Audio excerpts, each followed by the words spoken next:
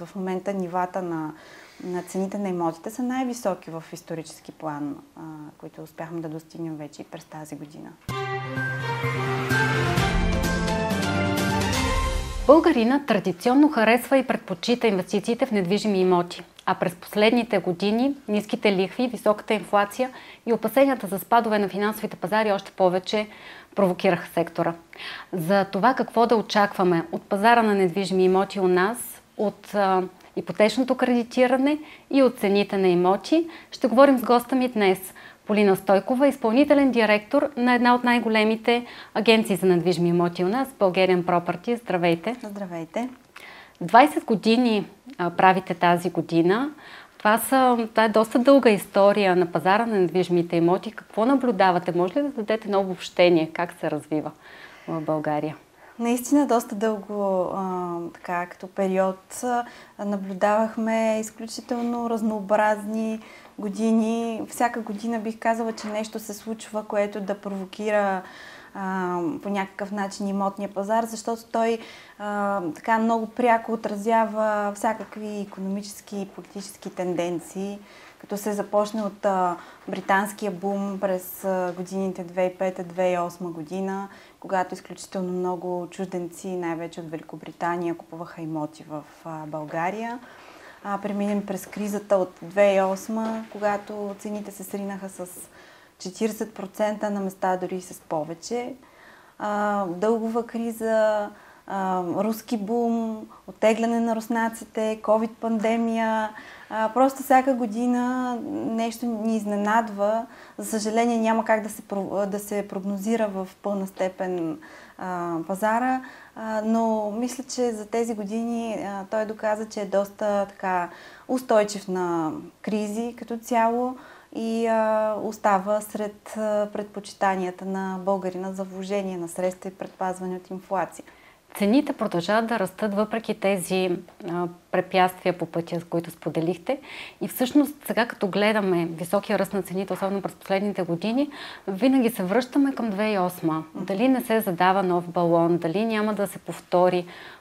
Какво да наблюдаваме в икономиката или в пазара, което да ни даде индикация и може ли изобщо да се повтори този сценарий? Няма как да не се връщаме, защото всъщност 2008 година беше предходната година, в която пазара достигна пик и след това много дълго време той се възстановяваше и едва миналата година може би достигнахме нивата на цени от 2008 година и заедно с това се появиха и опасенията от балон, но трябва да се каже, че е много различна картината спрямо тогава, защото през 2008 година доходите бяха наполовина по-ниски, лихвените проценти бяха много по-високи от сега и като цяло икономиката в момента е на съвсем друго ниво на развитие. Основните фактори, които движат пазара, основните купувачи са българи. Т.е. ние тук нямаме това балонизиране, което тогава имаше в резултат на чуждестранния интерес най-вече. И съответно пазара е долу-горе, движи се близо до своите фундаменти. Икономическо развитие, доходи, безработица, които съответно все още са в много положителна, влияят в положителна посока. Казвате доходите, показват един много любопитен показател, не само ръста на цените на жилищата, но и достъпността на покупката на едно жилище. Какво можем да кажем за това? Тоест, по-достъпни ли са сега на фона на растящите доходи на българите? В интерес на истината, може да се види на екрана, че достъпността в момента е по-добра, отколкото през 2008 година. Тази графика показва съотношението на цената на квадратен метър към една средна софийска работна заплата в случая. И колкото по-нисък е коефициента, съответно достъпността е по-добра, по-висока. И всъщност в момента, последните няколко години, виждаме, че тя е на ниво около една заплата за 1 квадратен метър. Малко над една заплата. 2008 виждам 3 средни работни заплати. Да. Това е статистика за София? Това е статистика за София. Съответно, можем да видим каква е разликата реално в това какво се е било необходимо като ресурс за покупката на едно жилище тогава от средно работещ в София и сега. Как изглежда това в страната, в другите големи градове? Подобна е картината. Малко под една заплата средно за страната купува квадратен метър. Това е съвсем естествен резултат от факта, че цените задържаха нива от 2010 до 2016-17 година почти не се изменяха, докато доходите всяка година нарастваха от 2008 насам. И всъщност това даде този по-добър баланс и по-голяма достъпност на жилищата в страната. Как изглежда София и големите ни градове на фона пък на другите европейски градове, с които може да се сравняваме? Ето сега предстои еврозона Шенген, за които много говорим. Това ще доведе ли до някакъв по-голямо сближаване на цените? Със сигурност самия факт на приемането ни в Европейския съюз, дългосрочната тенденция е да вървим към европейските цени. То в доста отношения може би вече ги настигнахме. По цени на имоти все още са по-добри, защото в София в момента квадратният метър средно е 1500 евро, докато в редица други европейски столици, дори извън Европа, които са все още, цените са над 2000, даже доста повече, над 2000 евро на квадратен метър. Така че има още на къде да расте, да се развива този пазар и не случайно така виждаме този бурен ръст на новото строителство и на инвестициите в недвижими имоти. Новото строителство, това ли е всъщност интересното, към което инвеститори и купувачи се насочват предимно? Определено да, защото то е доста по-различно и по-добро като качество в сравнение с панелните блокове и старите тухли, които са строени в годините. Съвременният купувач, особено младите, които са на пазара вече смело над 25 годишните, излизат на пазара да избират своя дом. Те имат съвсем други очаквания за средата, за качеството на жилището, за наличието на паркомясто и така нататък. Така че съвсем разбираемо има нужда да се обнови, да се модернизира жилищния фонд и да се създадат нови жилища за бъдещите поколения. Споменахте панелните жилища. Има ли опасност това да се получи някакъв риск или пък възможност за пазара да се развие, защото панелните жилища са един немалък процент от сградния фонд в големите градове. В същото време, действително, по-млади семейства, хора с увеличаване на доходите искат да се преместят и да увеличат качеството си, да подобрят качеството си на живот. Какво би могло да се случи с тези имоти? За сега все още има хора, които за тях е много по-удобно и по-добре да закупят панелно жилище, особено когато става въпрос за първо жилище, тъй като и площите са по-големи, няма общи части, знаем, пространствата са приемливи за едно семейство като вътрешно изложение. Така че има този пазар, но да, би могло да дойде време, когато младите няма да искат да обитават тези жилища. И тук вече зависи как ще протече процес по тяхната саниране и модернизация. Лихвите също по кредитирането, които все още остават ниски на фона на лихвите в Европа, доста стимулират пазара. Имате ли очаквания как ще се развива кредитирането през следващата година? Това, което чуваме от банковия сектор е, че всъщност няма да има резки движения. Даже виждаме, че вече като че ли централните банки приключват с повишенията на лихвените проценти и даже се очаква в края на другата година да има и понижение. Ние като че ли този процес по повишението почти не го усетихме, тъй като лихвените проценти по жилищните кредити се определят в левовите кредити, се определят от референтен лихвен процент на база лихвените проценти по депозитите, които са на практика нулеви. Всъщност в момента имаме все още изключително достъпни и ниски лихви, може би близки до историческия си минимум. През тази година не видяхме някакво съществено изменение и съответно това стимулира купувачите на собствен дом да излязат смело на пазара и да си изберат своите нови жилища. А как изглежда баланс в момента между търсене и предлагане в големите градове? Все още търсенето превишава предлагането.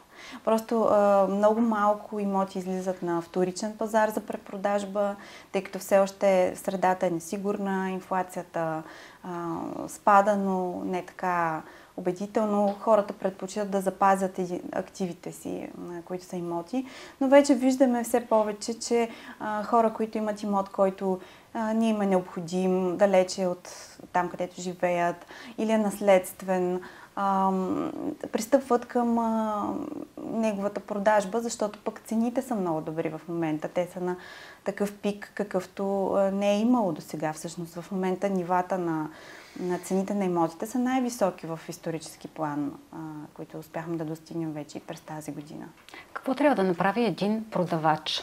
Вие имате един интересен инструмент във вашия сайт, имотен калкулатор, с който всеки може да покаже и да измери колко би струвал на пазара неговия имот. Оттам насетне? Да, всъщност това, което е наш принос към пазара, едно от нещата, които правим е тези онлайн оценки. Те са на база на доста подробно разписана методология, работят вече от 7 години, доказали са своята ефективност и всъщност дават безплатна, бърза ориентация за това каква цена може да се вземе за даден имот в цялата страна. Като тук включваме апартаменти, къщи, жилищни имоти. И всъщност виждаме, че много от нашите клиенти използват този инструмент активно, както ако са решили да продават, така и просто да стоят информирани във времето как се развива цената на техния имот. Или ако имат някакви нужди да като съсобственици да разберат как могат да поделят един имот. Дори и купувачи, които се интересуват да закупят, пак го ползват като някакъв вид бенчмарк за това дали е над или под средната цена, това, което са се ориентирали за покупка. Така че много функции изпълнява този инструмент, но най-вече, ако се ориентираме към основната цел, това е хората, които искат да продадат своя имот. Това е бърз начин, първо да сверят цената и второ да получат консултация лично след това с брокер, наш колега, който в съответния район би могъл да им даде още по-точна и адекватна оценка, съвет, как да подходят към пазара, на каква цена да стартират предлагането на имота, с цел да вземат максимум от това, което пазарът предлага. Защото има различни подходи, има възможност вече имота да се продаде и на директен купувач, включително и фондове, които изкупуват имоти. Но преди да се пристъпи към тази стъпка, нашия съвет е все пак да се получат поне 2 или 3 мнения, за да се прецени спрямо конкретните нужди на човека, дали да подходи по един или друг начин. Каква е ролята на брокера? Много хора си казват, има толкова платформи за имоти, няма нужда да плащам комисиони на посредници. Да, това винаги е било така. Дори когато нямаше тези платформи, хората винаги има една категория, която имат времето и може би познанията да се справят сами с една такава сделка. Но разбира се, тук ролята на брокера е много важна. Ако гледаме от гледна точка на продавача, най-вече това е да се подходи правилно с определянето на цената, с цел да се извлече, пак казвам, максималната, която пазара позволява. Защото ако подходиш сам, първо може да тръгнеш от неправилна, висока или ниска цена, второ може при преговорите в последствие да ти въздействат по такъв начин, че да се объркаш и да подходиш против своите интереси. Докато брокера винаги е на страна да всява разум и да балансира процеса. Разбира се, през нас минават изключително много имоти, въпроси, казуси. Всеки ден се сблъскваме с тях и много по-бързо можем да се ориентираме във всяка една ситуация, защото, повярвайте, всеки имот наистина, освен че е различен, има страшно много истории и съдби зад него и трябва да се подхожда индивидуално. Има едно такова явление, неистински обяви за имоти. Защо съществуват те и каква им е ролята? Винаги е имало така възможност да се публикува някаква информация, която не е вярна, не е актуална или пък просто с цел да се привлекат клиенти с по-атрактивни снимки. Целта тук е да се привлече интереса на клиент, който в последствие евентуално пък да наеме или да закупи нещо друго. Казвам да наеме, защото основно при наемите така са по-разпространени тези практики. Разбира се, ние виждаме, че големите портали и съответно сериозните агенции по никакъв начин не си позволяват такива практики, но и големите портали имат така изградени системи за филтриране, за скриване на тези обяви, но няма 100% гаранция, особено пък в тези групи, които са без посредник или там, които директно предлагат имотите си, там няма никакви гаранции, така че човек трябва да бъде много внимателен и да преценява дали всъщност това, което вижда е реалистично или не, защото понякога знаете, че ако звучи прекалено добре, за да е истина, то не е истина. Така че с тази практика продължава бранша да се бори, но винаги има възможност нещо да не е както трябва. Вие правите много видеа, 3D, обследване на пространството. Новите технологии как влизат в сектора на недвижимите имоти? Много бързо и много така добре се възприемат от клиентите и ето това е още един знак, че офертата не е невалидна или така да кажем фалшива, защото колкото повече старание и усилия са вложени в презентацията на един имот, толкова по-достоверно е неговото представяне.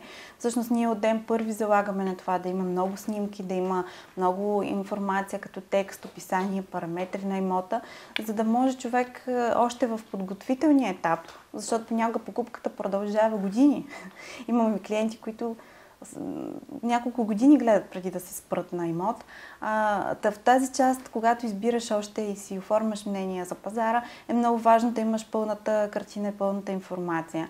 И тук вече в годините се наслагваха и видеоклипове, и сега 360 градусови турове на имотите. Всичко това допринася за още по-добра представа за един имот, за да не губиш време в посещения и огледи, особено когато то е далече от там, където живееш. Случва ли се вече това онлайн, дистанционно разглеждане и покупка на имот? Всичко правим онлайн, имоти купуваме ли? Знаете ли, още 2003 година, когато започнахме дейност, по това време дори беше възможно.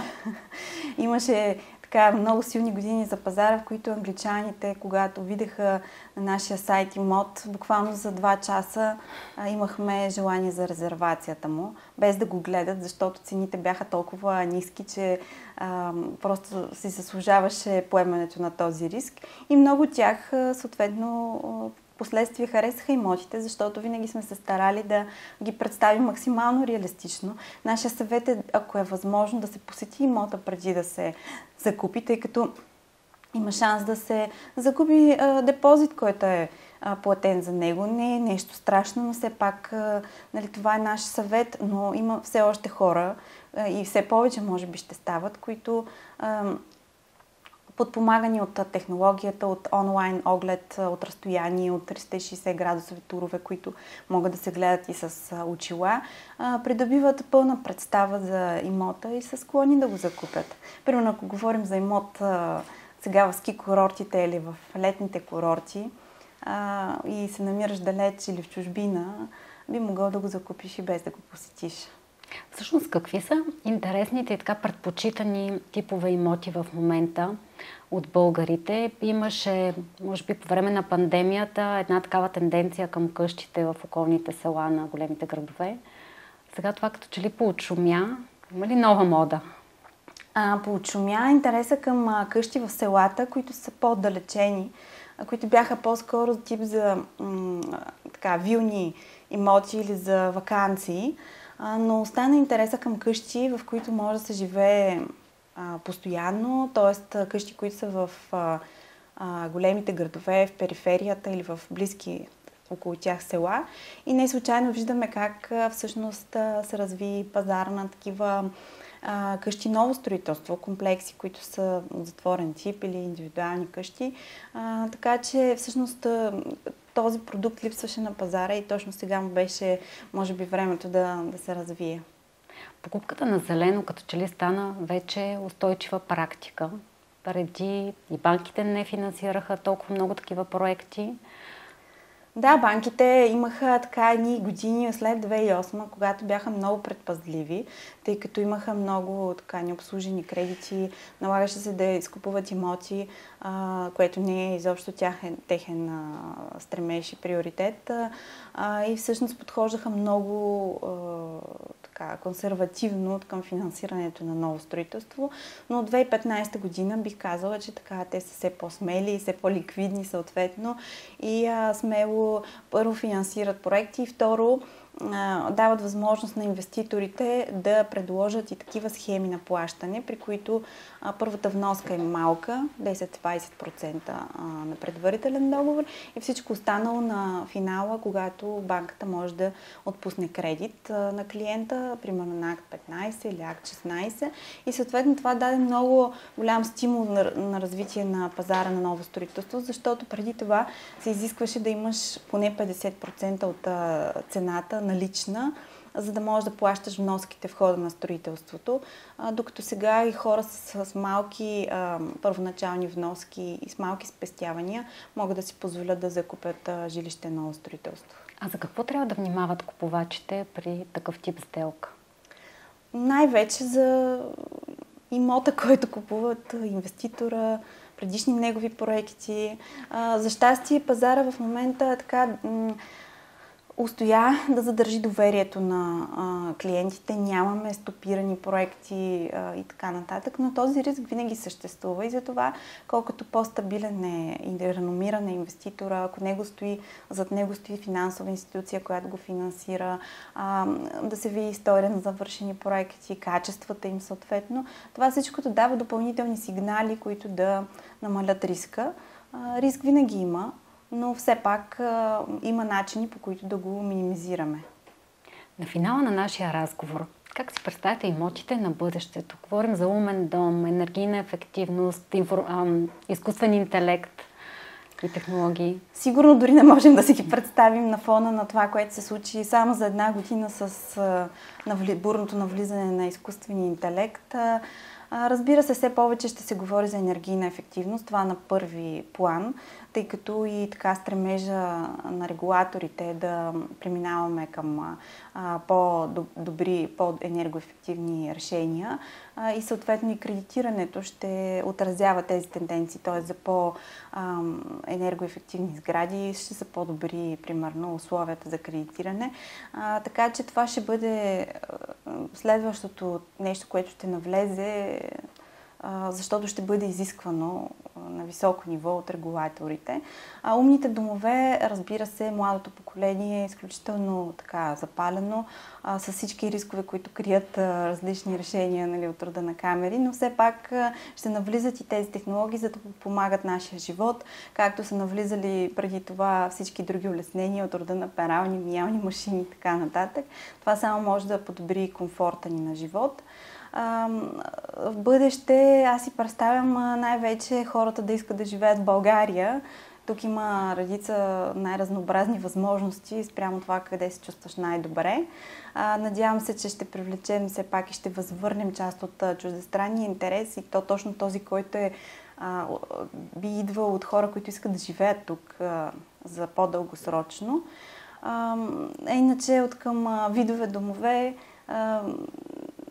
тази гъвкавост, която дойде с пандемията, мисля, че отвори така очите и възможностите за покупка и на повече от един дом, нали, в един период от живота, с цел да може да се прекарва време на различни места в годината и да се възползваме максимално от природни дадености, климатични особености и да живеем по-пълноценно като цяло. Благодаря ви за този разговор. Вие бяхте с Какво могат парите. Всички епизоди можете да проследите в платформите на DIRBG.